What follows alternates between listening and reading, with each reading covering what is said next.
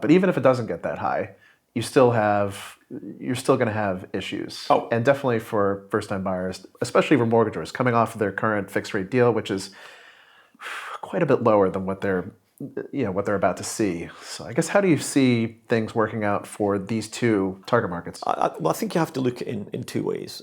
First of all, the vast majority of people coming off a fixed rate deal will have a rate that's starting with a 2.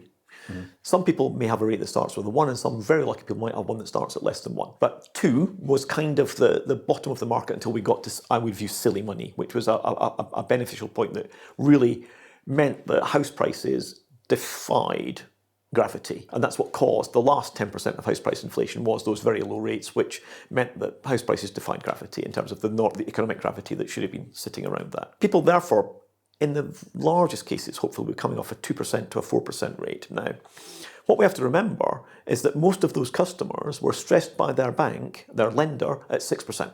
Right. Now, those banks are very strongly capitalised, have high levels of liquidity, have the capacity to look after their existing customers probably more than people think in terms of the price they might have to pay to bring new stuff onto the books. And therefore, what I think we might see, and we're going to see a little bit evidence of this already perhaps, banks offering cheaper rates to their existing customers to stay with them than they might have out there to bring people new into the market. Now, as you've rightly just alluded to the question, the hardship might be in the people looking to buy and get mortgage from somebody else, or first-time buyers in particular, who will have particular difficulties when that rate is at that 5-6% level rather than the 2-3 that we were looking at in the past, because that does add significantly to their costs.